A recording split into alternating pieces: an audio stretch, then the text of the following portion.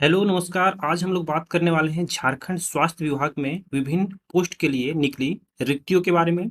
तो अगर आपने मैट्रिक, इंटर, ग्रेजुएशन, एमए या ANM, GNM, lab technician, pharmacist या कोई भी कंप्यूटर कोर्स किया है तो ये वीडियो आपके लिए है।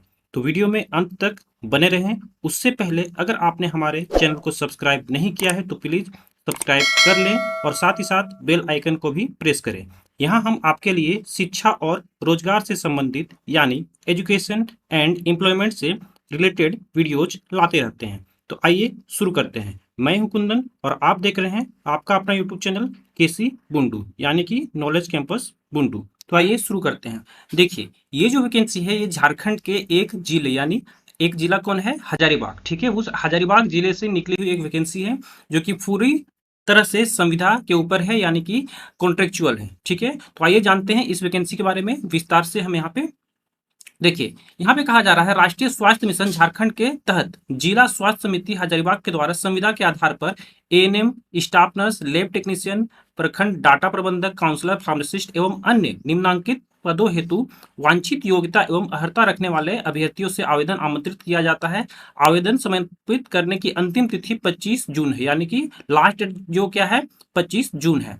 आवेदन पत्र ईमेल निबंधित डाक एवं स्पीड पोस्ट के माध्यम से असैनिक शल्य चिकित्सा सह मुख्य चिकित्सा पदाधिकारी हजारीबाग के कार्यालय में भेजा जा सकता है। यानी कि ये जो वैकेंसी है इसको आप ऑनलाइन और ऑफलाइन दोनों तरीकों से अप्लाई कर सकते हैं। ठीक है, तो ये जानते हैं इसके बारे में और विस्तार से। देखिए, यहाँ पे फर्स्ट में आपका दिया हुआ है सीरियल नंबर। ठीक है, और सेकंड में आपका है पोस्ट, पोस्ट का नाम है और यहाँ पे उस पोस्ट में कितनी वैकेंसी है। ठीक है, थर्ड नंबर में है और फोर्थ नंबर में आपका सैलरी दी हुई है। ठीक है, तो मैं ये धीरे धीरे यहाँ पे स्क्रॉल कर रहा हूँ, आप इसको एक बार देख लीजिए, उसके बाद फिर से हम इसके बारे में चर्चा करेंगे। फर्स्ट में देखिए यहाँ पे दिया हुआ है एएनएम। ठीक है, सीरियल नंबर फर्स्ट में एएनएम है और यहाँ पे एएनएम में देखिए कितनी पोस्ट है, कितनी वैकेंसी है, ये है 75 यानी कि 75। और इसमें जो मिलने वाली सैलरी है पर मंथ, ठीक है, वो कितना है 11,466। ठीक है, तो इस आधार पे आप सारे यहाँ पे देख सकते हैं। ठीक है, मैं धीरे धीरे यहाँ पे स्क्रॉल डाउन कर रहा हूँ।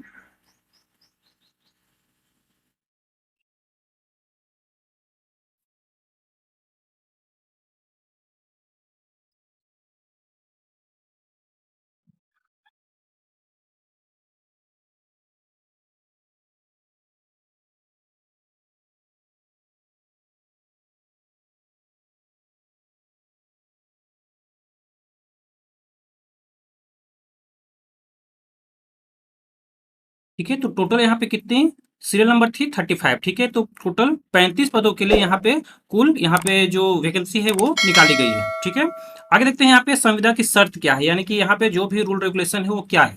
देखिए, उपरोक्त पदों के लिए अभ्यर्थियों का चयन 1 वर्ष की संविदा आधारित पद के लिए किया जाएगा। यानी कि ये जो है वो 1 वर्ष के लिए ही अभी निकाला जाए गया है। हालांकि इसमें और एक लाइन कहा जा रहा है कि आवश्यकता अनुसार चयनित अभ्यर्थियों के कार्यों के मूल्यांकन के आधार पर प्रत्येक वर्ष संविदा अवधि 1 वर्ष के लिए बढ़ाई जा सकती है। यानी कि अगर आपका आपका परफॉर्मेंस जो है वो अच्छा रहेगा तो ये आगे भी बढ़ाया जा सकता है। ठीक है, आगे देखते हैं दूसरा नंबर में है संविदा के आधार पर चयनित अभ्यर्थी का चयन प्राधिकार 1 माह का अग्रिम नोटिस अथवा 1 माह का मानदेय भुगतान कर बिना बताए हुए संविदा अनुबंध को समाप्त किया जा सकता है। यानी कहा जा रहा है कि आपको अगर आपका परफॉर्मेंस अच्छा नहीं रहता है तो आप जब भी आपका जो टाइम पीरियड है वो समाप्त होने वाला है उससे 1 महीना के पहले ही आपको ये सूचित कर दिया जाएगा और आपको वहां से हटाया जा सकता है। ठीक है, अगला कहा जा रहा है संविदा के आधार पर चयनित अभ्यर्थियों को राज्य सरकार द्वारा निर्धारित मानदेय का भुगतान किया जाएगा।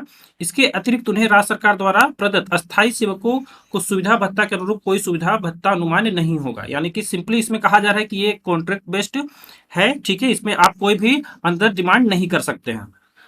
आगे कहा जा रहा है संविदा के आधार पर चयनित अभ्यर्थियों द्वारा सेवा अस्थायीकरण का दावा भविष्य में नहीं किया जाएगा। ठीक है, यानी कि इसको आप इस कॉन्ट्रैक्ट बेस्ड जो वैकेंसी है इसको आप फ्यूचर में परमानेंट के लिए आप कुछ भी नहीं कर पाइएगा। ठीक है, आगे देखते हैं आवेदन की प्रक्रिया। यहाँ पे देखिए क्या क्या है उसको मैं एक बार अच्छे से बता देता हूँ ताकि आप जान सके कि हम इसमें आवेदन कैसे कर सकते हैं। ठीक है, देखिए इसमें कहा जा रहा है कि अभ्यर्थियों को आवेदन पत्र के साथ निम्नांकित कागजात ईमेल, ठीक है, आपको यहाँ पे ईमेल करनी पड़ेगी जितना भी आपको यहाँ पे डॉक्यूमेंट है। ठीक है, रिक्वायरमेंट डॉट nhm hazaribagh@gmail.com पर आप उसको पीडीएफ बना के भेज सकते हैं, या फिर आप उसको निबंधित डाक से या फिर स्पीड पोस्ट से भी आप उसको भेज सकते हैं। ठीक है, देखिए पहला नंबर में है कि आपको भेजना क्या क्या है। फर्स्ट नंबर में है मूल आवेदन, ठीक है, जो कि यहाँ पे हम आपको थोड़ी देर में बताने वाले हैं कि आपको मूल आवेदन आपको मिलेगा कहाँ से, ठीक है, वो फॉर्मेट आपको कहाँ से मिलेगा।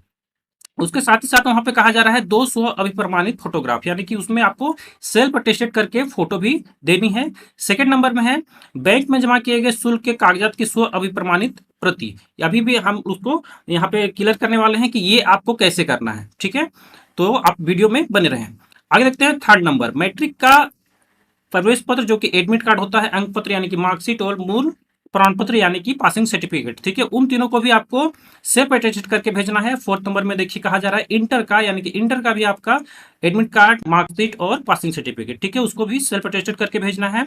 और साथ ही साथ फिफ्थ नंबर में है तकनीकी शिक्षा से संबंधित योग्यता का प्रवेश पत्र, यानी कि आपने जो भी कोर्स किया है, ANM, GNM, pharmacist, lab technician, ठीक है, उसका भी आपको एडमिट कार्ड, मार्कशीट और पासिंग सर्टिफिकेट को भेजना है।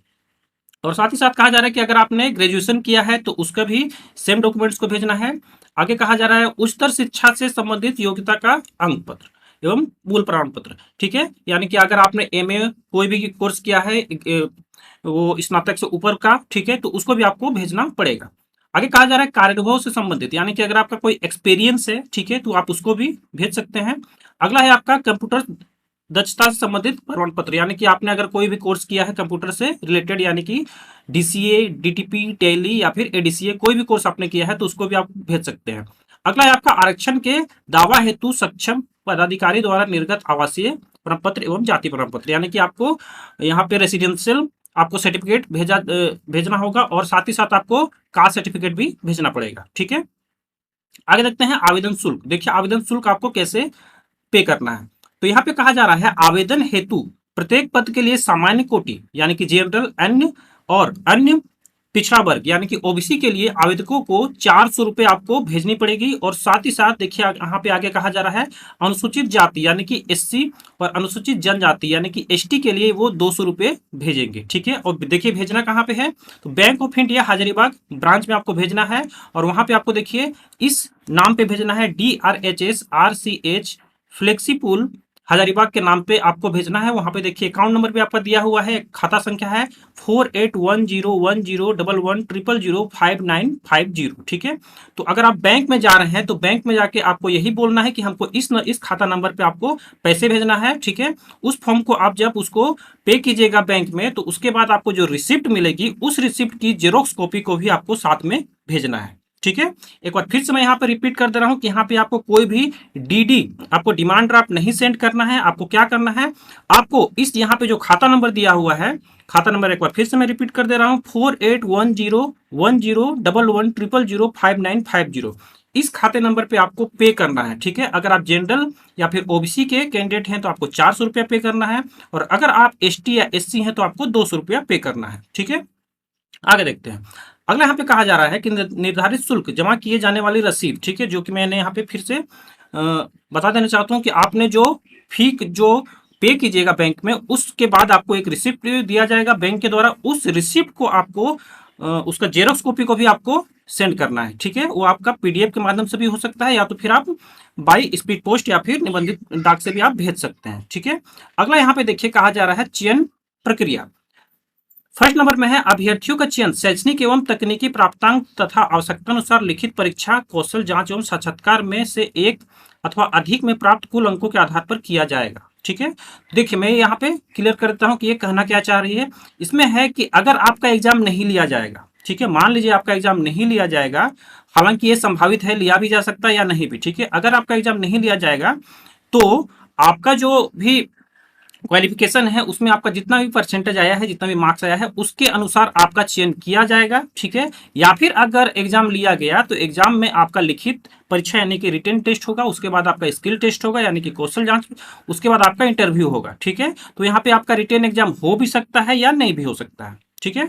सेकंड नंबर में यहाँ पे कहा जा रहा है चयनित अभ्यर्थियों का मूल्यांकन कुल 100 अंकों के आधार पर किया जाएगा, ठीक है, जिसमें से 60 अंक शैक्षणिक एवं तकनीकी योग्यता के आधार पर एवं शेष 40 अंक आवश्यकता अनुसार लिखित परीक्षा, कौशल जांच एवं साक्षात्कार में से किसी एक अथवा अधिक के आधार पर किया जाएगा। ठीक है, तो यहाँ पर देखिए अगर आपका रिटन टेस्ट होता भी है तो देखिए टोटल वो 100 मार्क्स का होगा। ठीक है, जबकि उसमें 60 अंक जो है वो इंक्लूड होंगे आपका जो जितना भी आप परसेंटेज लाए हैं अपने शैक्षणिक या तकनीकी योग्यता में मार्क्स के बेस पे, और 40 अंक का जो है वो आपका रिटन एग्जाम होगा। ठीक है, देखिए मैं यहाँ पे फिर से रिपीट कर दे रहा हूं कि 100 मार्क्स का हो सकता है, जिसमें कि आपका 60 अंक जो है वो आपका शैक्षणिक एवं तकनीकी योग्यता के प्राप्तांक के आधार पर उसको देखा जाए कि आपने कितने परसेंटेज लाए हैं अपने जो भी आपने कोर्स किया है, एएनएम, जीएनएम, फार्मासिस्ट या फिर लैब टेक्नीशियन। ठीक है, और उसके अलावा आपका 40 अंकों का क्या है लिखित एग्जाम लिया जाएगा। ठीक है, आगे यहाँ पे कहा जा रहा है उपरोक्त अंकों की गणना की प्रक्रिया आवेदन जमा करने की अंतिम तिथि के पूर्व जिला वेबसाइट के माध्यम से सभी व्यक्तियों को सूचित किया जाएगा। ठीक है, यहाँ पे देखिए अभी तक क्लियर इन लोग नहीं किए हैं कि आपका जो परसेंटेज है उसके हिसाब से कितना पॉइंट मिलेगा। ठीक है, यहाँ पे कहा जा रहा है कि जो अंतिम तिथि है जो कि 25 जून है उससे पहले ही यहाँ पे ये लोग वेबसाइट में जो है उस चीज को क्लियर कर देंगे। तो आप लोग संबंधित वेबसाइट देखते रहें या फिर हम लोग अपने वीडियो के माध्यम से भी आपको उस बात को यहाँ पे क्लियर कर देंगे। ठीक है, आगे देखते हैं। चयन प्रक्रिया में जिला स्तरीय आरक्षण के सभी बिंदुओं का अनुपालन किया जाएगा। ठीक है, यहाँ पे कहा जा रहा है कि जिला स्तर का जितना भी आरक्षण है सभी बिंदुओं को यहाँ पे पालन किया जाएगा। आगे है चयन प्रक्रिया पूरी होने के पहले संशोधित रिक्तियों में बदलाव किया जा सकता है। ठीक है, तो यहाँ पे कहा जा रहा है कि जब तक चयन प्रक्रिया पूरी नहीं हो जाती है उससे पहले ही यहाँ पे जो वैकेंसीज है जितनी रिक्तियां हैं उसमें बदलाव किया जा सकता है, उसमें घटाया भी जा सकता है या उसमें बढ़ाया भी जा सकता है। ठीक है, अगला नंबर है चयन प्रक्रिया के आधार पर तैयार किए गए मेधा सूची में से मेधा क्रमांक के अनुसार रिक्ति के अनुसार रिक्त अभ्यर्थियों का चयन किया जाएगा। यह मेघा सूची अगले 2 वर्षों के लिए अनुमान्य होगी, अर्थात इस मेघा सूची के आधार पर रिक्ति के अनुरूप अगले 2 वर्षों के लिए अभ्यर्थियों का चयन किया जा सकेगा। इसमें कहा जा रहा है कि ये जो मेरिट लिस्ट यहाँ पे बनेगी, ठीक है, पूरे प्रोसेस से उसके बाद जो है 2 साल तक कोई भी वैकेंसी यहाँ पे आती है इस सेक्टर में, इस विभाग में, इस डिपार्टमेंट में, तो उसी मेरिट लिस्ट के हिसाब से यहाँ पे जो है सिलेक्शन किया जाएगा। ठीक है, आगे है एक से अधिक पदों के लिए अभ्यर्थियों के द्वारा अलग अलग आवेदन पोस्ट कोड को स्पष्ट करते हुए समर्पित किया जाएगा। यानी कि आप इसमें अगर आप किसी भी एक पोस्ट के अलावा विभिन्न पदों के लिए भी एलिजिबल हो रहे हैं तो आप एक से अधिक पोस्ट के लिए भी अप्लाई कर सकते हैं। ठीक है, आगे है ऐसे अभ्यर्थी जिन्हें शैक्षणिक योग्यता में CGPA स्कोर प्राप्त है उन्हें संबंधित संस्थान का CGPA चार्ट प्रस्तुत करना होगा। वैसे अभ्यर्थी जिनके द्वारा संस्थान द्वारा दिए गए CGPA चार्ट प्रस्तुत नहीं किया जाएगा उनके लिए 1 से 10 के बीच प्राप्त CGPA को 10 से गुना कर तथा 1 से 5 के बीच प्राप्त CGPA को 20 से गुना कर प्राप्तांक निकाला जाएगा। ठीक है, देखिए यहाँ पे एक बात और मैं क्लियर करता हूँ कि अगर आपने CBSE से कोर्स किया है यानी कि CBSE से 10th या फिर मैट्रिक या फिर इंटर किया है तो वहां पे आपको CGPA मार्क्स भी दिए जाते थे पहले, अभी तो फिर से परसेंटेज हो गया है। ठीक है, तो अगर आपका मार्कशीट में CGPA है तो आपको वहां पे शो करना पड़ेगा कि आप CGPA से आप परसेंटेज कैसे निकालते हैं। ठीक है, आपका जो भी संबंधित संस्थान है उसके द्वारा। अगर आप ऐसा नहीं करते हैं तो ये क्या करेंगे कि 1 से 10 के बीच अगर आपका CGPA में, ठीक है, तो उसमें क्या किया जाएगा 10 गुना किया जाएगा, और 1 से 5 के बीच अगर आपका CGPA है तो उसको 20 से गुना कर आपका प्राप्तांक निकाला जाएगा। ठीक है, यहाँ पे देखिए सबसे फर्स्ट में आपका सीरियल नंबर में ऑल प्रोग्राम लिखा हुआ है प्रोग्राम में, सेकंड में है आपका पोस्ट कोड में, देखिए यही पोस्ट कोड आपको फॉर्म में मेंशन करना है, फॉर्म में लिखनी है। ठीक है, और यहाँ पे देखिए पोस्ट में लिखा हुआ है ANM, इस पोस्ट को आपको लिखना है। यहाँ पे देखिए सबका यहाँ पे नंबर दिया हुआ है कि कितना कितना नंबर का वैकेंसी है। ठीक है, यहाँ पे देखिए टोटल 75 वैकेंसी है किसमें, ANM में, जिसमें कि जनरल के लिए 48, SC के लिए 23, BC 1 के लिए 2 और BC 2 के लिए 2। ठीक है, इतने वैकेंसी है। और यहाँ पे देखिए सैलरी पर मंथ दिया गया है 11,466, और देखिए इसके लिए जो क्वालिफिकेशन है वो क्या मांगा गया है, तो आप ANM किए हुए होना चाहिए 10+2 या फिर ANM किए होना चाहिए, और साथ ही साथ आपका झारखंड नर्सिंग काउंसिल से आपका रजिस्ट्रेशन होना चाहिए। ठीक है, सेकंड नंबर में है स्टाफ नर्स। स्टाफ नर्स का जो है पोस्ट कोड है 2 है, और यहाँ पे देखिए स्टाफ नर्स में जो वैकेंसी है वो 39 है, जिसमें कि जनरल के लिए 22, SC के लिए 10, BC 1 के लिए 3 और BC 2 के लिए 4 है। इसके देखिए सैलरी जो है वो 16,564 है। इसमें भी देखिए क्वालिफिकेशन है 10+2 और साथ ही साथ आपका इंटरमीडिएट विथ 3 साल का जो है आपका जीएनएम होना चाहिए या फिर और साथ ही साथ आपका झारखंड नर्सिंग काउंसिल से रजिस्टर्ड भी होना चाहिए। ठीक है, अगला है आपका थर्ड नंबर जो पोस्ट कोड है वो है प्रोमिस ऑपरेटर कम स्टोर कीपर। ठीक है, इसके लिए जो वैकेंसी है वो एक ही है जो कि सामान्य यानी कि जनरल पोस्ट के लिए। ठीक है, यहाँ पे जो सैलरी है वो 14,013 रुपया है। यहाँ पे देखिए क्वालिफिकेशन इसमें कहा जा रहा है diploma in pharmacy with good knowledge of computer operator, यानी कि आपका कंप्यूटर भी अच्छे से आना चाहिए और साथ ही साथ आपने डिप्लोमा किया है फार्मेसी में। ठीक है, और यहाँ पे देखिए आपको मांगा जा रहा है मिनिमम 3 इयर्स वर्क एक्सपीरियंस, यानी कि आपको 3 साल का वर्क एक्सपीरियंस यहाँ पे दिखाना पड़ेगा किसी भी मेडिसिन स्टोर का। अगला है आपका 4 नंबर पोस्ट कोड। इसमें देखिए कहा जा रहा है ब्लॉक डाटा मैनेजर। ठीक है, इसमें जो टोटल वैकेंसी है वो 10 है, जिसमें जनरल में 5, एससी में 1, बीसी 1 में 2 और BC2 में 2 है। ठीक है, यहाँ पे सैलरी जो है वो 11,753 रुपए है। देखिए इसमें क्या मांगा जा रहा है, qualification graduation of any discipline, यानी कि आप किसी भी संकाय में ग्रेजुएशन किए हुए हों from any recognised university with at least 1 year diploma in computer application. ठीक है, आपको 1 साल का कंप्यूटर एप्लीकेशन का भी आपको यहाँ पे कोर्स दिखाना पड़ेगा। ठीक है, minimum 2 years of post qualification relevant experience with reputed organisation, यानी कि आप जिस पोस्ट के लिए आवेदन कर रहे हैं उस पोस्ट में आपको क्वालिफिकेशन आपको 2 साल का 2 साल का आपको क्या दिखाना है, आपको एक्सपीरियंस दिखाना है। ठीक है, अगला आपको कहा जा रहा है experience in working in MS office package and internet usage, यानी कि आपको MS ऑफिस पे काम करने भी आना चाहिए और इंटरनेट का आपको यूज करने भी आना चाहिए। ठीक है, अगला कहा जा रहा है typing skill of Hindi English mandatory with minimum 40 word पर मिनट इन इंग्लिश, आपको इंग्लिश में 40 वर्ड पर मिनट आपका स्पीड होनी चाहिए और आपका हिंदी में भी होना चाहिए। ठीक है, अगला है excellent interpersonal communication fluency in local language both written and oral, यहाँ पे कहा जा रहा है कि आपका जो है लोकल लैंग्वेज में भी आपका फ्लुएंसी आपकी भाषा होनी चाहिए। ठीक है, 5th नंबर में देखिए ANM MTC, यहाँ पे भी देखिए आपको 2 वैकेंसी है, एक SC के लिए है और एक OBC के लिए है। इसमें 11,466 जो है आपका पे किया जाएगा सैलरी के रूप में। ठीक है, इसमें जो क्वालिफिकेशन मांगा जा रहा है वो है 10+2। ठीक है, ANM और साथ ही साथ आपका झारखंड नर्सिंग काउंसिल से आपका रजिस्टर्ड होना चाहिए। 6 नंबर में है कुक कम अटेंडेंट, यहाँ पे देखिए 2 वैकेंसी है, एक है ST के लिए और एक है BC1 के लिए। यहाँ पे आपको सैलरी मिलेगी 7,088 रुपया। इसमें जो है क्वालिफिकेशन मांगा जा रहा है diploma in cooking hotel management catering या फिर मैट्रिक किए हैं matriculation with 2 years working experience in cooking in institute. ठीक है, या फिर डिप्लोमा के साथ डिप्लोमा में आप कुकिंग का कोर्स किए हैं या फिर मैट्रिक किए हैं और 2 साल का आपका वर्क एक्सपीरियंस है, वो भी आपको दिखाना पड़ सकता है। ठीक है, यहाँ पे है स्टाफ नर्स, अगला नंबर में है स्टाफ नर्स DEIC। यहाँ पे देखिए एक जो वैकेंसी है वही है जनरल के लिए, इसमें 15,000 का जो है वो सैलरी दिया जाएगा। इसमें जो है वो क्वालिफिकेशन क्या मांगा जा रहा है 10+2। ठीक है, और साथ ही साथ GNM। ठीक है, और आपको झारखंड नर्सिंग काउंसिल से आपका रजिस्टर्ड होना चाहिए। अगला है आपका ANM RBSK, इसमें आपका एक वैकेंसी है जो कि BC1 के लिए है। इसमें आपको सैलरी मिलेगी 11,466 रुपया और इसमें भी जो है आपका ANM और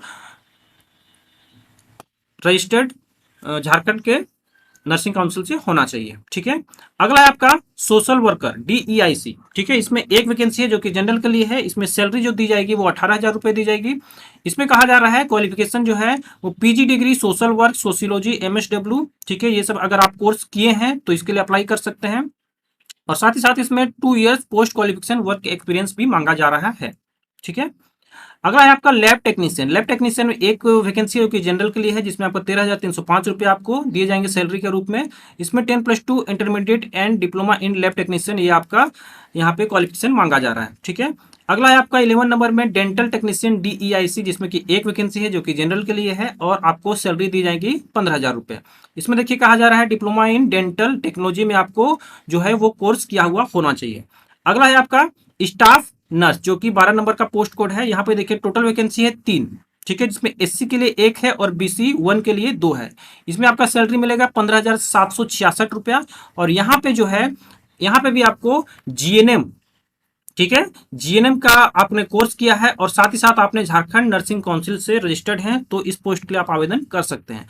अगला नंबर है RMNCH FP काउंसलर, ये एक पोस्ट है जो कि जनरल के लिए है, जिसमें कि आपको 10,198 रुपये जो है आपको सैलरी दी जाएगी। इसमें मास्टर या फिर bachelor degree in social work, public administrator, psychology, sociology, home science, hospital and health management के लिए आपने कोई कोर्स किया है तो यहाँ पे आप आवेदन कर सकते हैं। अगला है आपका ANM NUHM, ठीक है, इसमें भी आपको एक वैकेंसी है जो कि BC1 के लिए है। इसमें आपको 10,395 रुपये आपको सैलरी के रूप में दी जाएगी और इसके जो है योग्यता है वो ANM, ठीक है, और साथ ही साथ आपका नर्सिंग काउंसिल से रजिस्टर्ड होना चाहिए। अगला है आपका स्टाफ नर्स NUHM, इसके लिए एक वैकेंसी है जो कि BC1 के लिए है और यहाँ पे आपका 15,015 रुपये आपको सैलरी के रूप में दी जाएगी। इसके लिए भी आपको GNM होना चाहिए, ठीक है। अगला है आपका सपोर्टिंग स्टाफ, यहाँ पे आपको एक जो वैकेंसी है वो है ST के लिए और यहाँ पे 10,000 रुपये आपको सैलरी के रूप में दी जाएगी। इसमें आपको कहा जा रहा है कि क्वालिफिकेशन है मैट्रिक पास, ठीक है, और 1 साल का आपको आपको एक्सपीरियंस दिखाना पड़ेगा इस सेक्टर में, ठीक है। अगला है आपका फार्मासिस्ट NUHM, यहाँ पे एक वैकेंसी है जो कि ST के लिए है और आपको पेमेंट दी जाएगी 10,973 रुपया और यहाँ पे जो है वो क्वालिफिकेशन मांगा जा रहा है डिप्लोमा इन फार्मेसी, ठीक है, फ्रॉम ए रिकॉग्नाइज्ड इंस्टीट्यूट और यहाँ पे साथ ही साथ आपको झारखंड स्टेट फार्मेसी काउंसिल से आपका रजिस्टर्ड होना चाहिए और साथ ही साथ आपको कंप्यूटर प्रोफिशिएंसी यानी कि MS वर्ड और इंटरनेट भी आनी चाहिए, ठीक है। अगला है आपका लैब टेक्नीशियन, यहाँ पे आपको एक वैकेंसी है और ST के लिए यहाँ पे आपको सैलरी दी जाएगी 15,208 रुपया और यहाँ पे भी जो है वो लैब टेक्नीशियन डिप्लोमा होना चाहिए आपका, ठीक है, साथ ही साथ 1 साल का एक्सपीरियंस भी होना चाहिए। अगला वैकेंसी है ARSH काउंसलर, ठीक है, यहाँ पे आपका एक वैकेंसी है जो कि जनरल के लिए है और यहाँ पे आपको सैलरी दी जाएगी 9,240 रुपया और इसमें जो है क्वालिफिकेशन मांगा जा रहा है master bachelor degree in social work, public administration, psychology, sociology, home science या फिर हॉस्पिटल एंड हेल्थ मैनेजमेंट में, ठीक है। अगला जो वैकेंसी है आपका आयुष फार्मासिस्ट, यहाँ पे आपका 3 वैकेंसी है, वो 2 जनरल के लिए है और BC1 के लिए 1 है, ठीक है। यहाँ पे 10,000 आपको सैलरी के रूप में दी जाएगी और यहाँ पे जो है क्वालिफिकेशन मांगा जा रहा है आयुर्वेदिक कंपाउंडर, ठीक है, diploma in Ayurvedic pharmacy from government recognised institute. अगला वैकेंसी आपका फार्मासिस्ट RBSK, यहाँ पे आपका टोटल 17 वैकेंसी है जिसमें कि जनरल के लिए 9, SC के लिए 2, BC1 के लिए 4 और BC2 के लिए 2 वैकेंसी, ठीक है। यहाँ पे आपको सैलरी दी जाएगी 11,550 रुपये।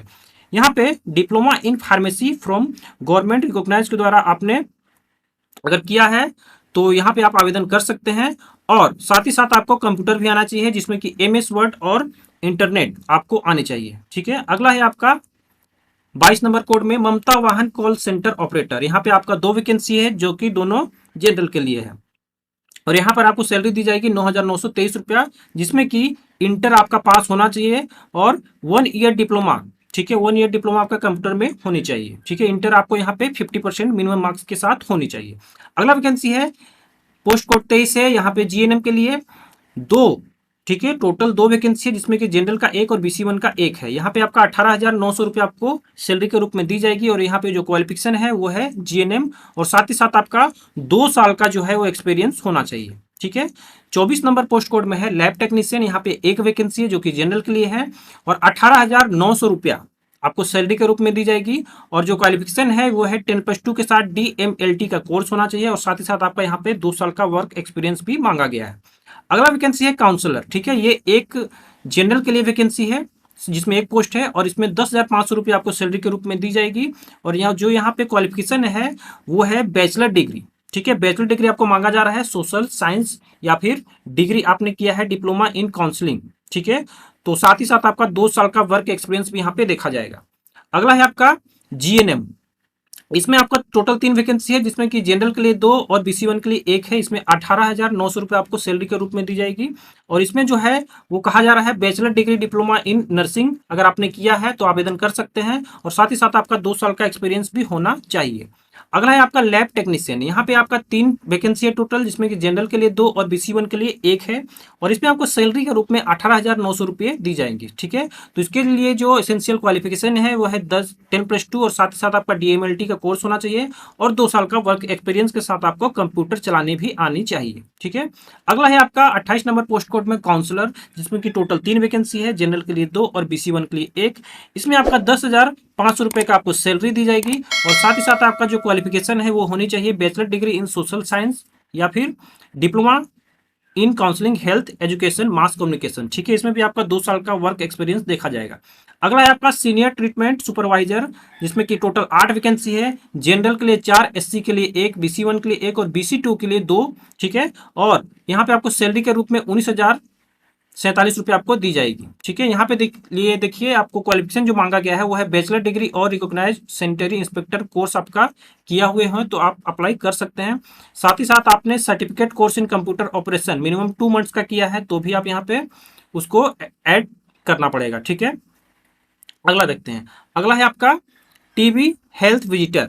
ठीक है, यहाँ पे आपका टोटल 4 वैकेंसी है, जिसमें जनरल के लिए 2, एससी के लिए 1 और BC1 के लिए 1 है। इसमें आपको सैलरी के रूप में 12,582 रुपये दी जाएगी और यहाँ पे जो है वो क्वालिफिकेशन मांगा गया है ग्रेजुएशन या फिर आपने इंटर किया है with experience of working as MW LHW ANM health worker. तो ये सब अगर आप किए हैं या फिर ट्यूबरकुलोसिस यानी कि टीबी के लिए हेल्थ विजिट और रिकॉग्नाइज्ड कोर्स किए हैं तो ये भी आप यहाँ पे आवेदन कर सकते हैं। ठीक है, अगला है आपका 31 नंबर पोस्ट कोड में लेबोरेटरी टेक्नीशियन।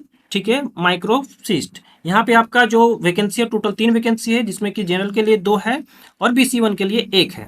यहाँ आपको सैलरी के रूप में 16,688 रुपये दी जाएंगी और यहाँ पे 10+2 और डिप्लोमा आपका होना चाहिए मेडिकल लेबोरेटरी टेक्नोलॉजी में। ठीक है, तब आप यहाँ पे आवेदन कर सकते हैं। अगला वैकेंसी आपका सीनियर ट्यूबरक्लोसिस लेबोरेटरी सुपरवाइजर। यहाँ पे आपका एक वैकेंसी है जो कि BC1 के लिए है। इसमें आपको 20,400 रुपये का सैलरी दी जाएगी और यहाँ पे आप देख सकते हैं जो क्वालिफिकेशन है वो मांगा जा रहा है ग्रेजुएशन या फिर diploma in medical laboratory technology और equivalent from a government recognised institute. ठीक है, तो ये सब आपको यहाँ पे दिखानी पड़ेगी। साथ ही साथ आपको यहाँ पे प्रेफरेंस जो दिया जा रहा है वो है minimum 1 years experience in RNTCP। ठीक है, अगला है आपका अकाउंटेंट। ठीक है, इसमें आपका एक वैकेंसी है जो कि जनरल के लिए है। इसमें आपको सैलरी के रूप में 10,000 रुपये दी जाएगी और इसके लिए जो क्वालिफिकेशन मांगा गया है वो है graduate in commerce, 2 years of experience in maintenance of accountants on double entry system in a recognise society और इंस्टीट्यूट। ये आपको दिखानी पड़ेगी और साथ ही साथ आपका जो है वो 2 साल का वर्क एक्सपीरियंस भी दिखाना पड़ेगा। अगला है आपका डिस्ट्रिक्ट प्रोग्राम कोऑर्डिनेटर। इसमें आपका एक वैकेंसी है जो कि जनरल के लिए है और इसमें आपको सैलरी के रूप में 22,000 रुपये दिए जाएंगे। इसमें देखिए जो क्वालिफिकेशन मांगा जा रहा है वो क्या है, MBA या PG डिप्लोमा किए हैं आप management health administration from recognised institute university से और साथ ही साथ आपको 1 साल का वर्क एक्सपीरियंस भी यहाँ पे आपको मांगा गया है। ठीक है, अगला वैकेंसी है district PPM public private mix coordinator. वो एक वैकेंसी है जो कि जनरल के लिए है। इसमें आपका 19,000 रुपये का आपको सैलरी दी जाएगी और यहाँ पे जो है वो आपका क्वालिफिकेशन मांगा गया है पोस्ट ग्रेजुएशन का। ठीक है, जिसमें 1 ईयर्स आपको एक्सपीरियंस मांगा गया है working in field of communication ACSM public private partnership health project programme. ठीक है, तो ये आपको दिखानी पड़ेगी। अब आइए चलते हैं कि जो इसका रूल रेगुलेशन है वो कैसे रहेगा। ठीक है, देखिए उसके पहले हम यहाँ पे जानते हैं कि एज लिमिट। ठीक है, एज लिमिट क्या क्या है देखिए, ANM staff nurse, data entry operator, Mamta Vahan, call centre operator, block data manager and counsellor के लिए जो उम्र सीमा है वो कितनी है, general OBC female unreserved ST SC के लिए है मिनिमम एज 21 साल और देखिए जनरल के लिए जो है वो अधिकतम एज है 35 साल, OBC के लिए 37 साल, फीमेल ठीक है और अनरिजर्व यानी कि जनरल के अगर कोई फीमेल कैंडिडेट है उनके लिए है 38 साल और ST SC है अगर कोई तो उनके लिए है 40 साल। ठीक है, अगला देखते हैं pharmacist, lab technician, data manager, cook, dental technician, social worker, supporting staff and ophthalmic assistant, promise operator come store keeper. इसके लिए जो है वो मिनिमम तो 21 साल ही है लेकिन जनरल के लिए मैक्सिमम एज जो है वो 45 साल है, OBC के लिए 47 साल है, फीमेल अनरिजर्व यानी कि फीमेल जो है वो अगर जनरल में आ रहे हैं तो उनको लिए 48 साल है और ST और SC के लिए 50 साल है। ठीक है, अगला जो है वो senior treatment supervisor, STS TB health visitor, TBHP laboratory technician, microscopist, senior tuberculosis laboratory supervisor, accountant, district programme coordinator, district PPM यानी कि पब्लिक प्राइवेट मिक्स कोऑर्डिनेटर। इनके लिए जो है मिनिमम तो जो ईयर है वो 21 साल है लेकिन मैक्सिमम जो ईयर है वो सभी के लिए 65 साल है। ठीक है, अब आइए जानते हैं कि इस फॉर्म को आप आवेदन कैसे कर सकते हैं। देखिए इसके लिए एक यहाँ पे जो है जो लिखी गई है ये मैंने पहले ही डिफाइन कर दी है कि इसमें यहाँ पे आपको रूल रेगुलेशन कैसा है। ठीक है, यहाँ पे यहाँ पे अब मैं आपको ले चलता हूँ इसके फॉर्म के पास, ठीक है।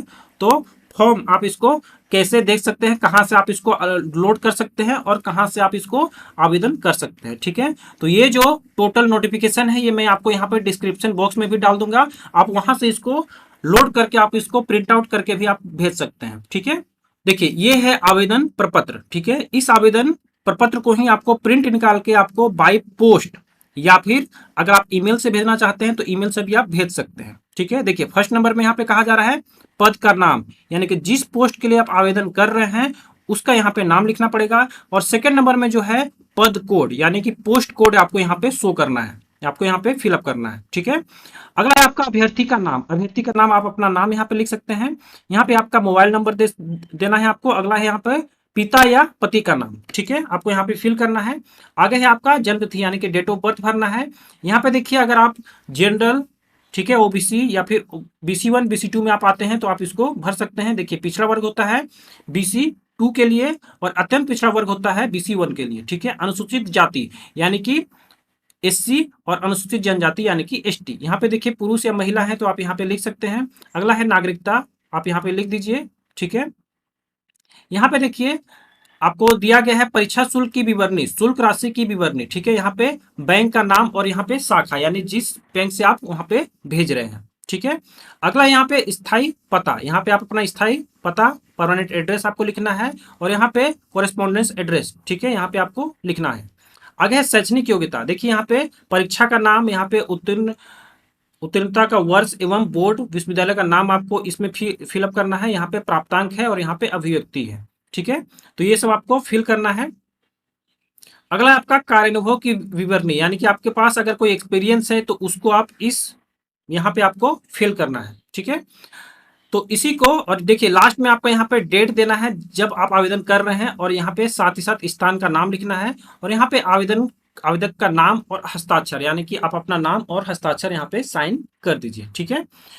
तो यही है वो टोटल वैकेंसी का यहाँ पे मैंने आपको क्लियर कर दिया। अगर आपको अभी भी कोई डाउट है तो आप हमारे कमेंट सेक्शन में आके हमसे क्वेश्चन पूछ सकते हैं, ठीक है। तो आज के लिए इतना ही, धन्यवाद।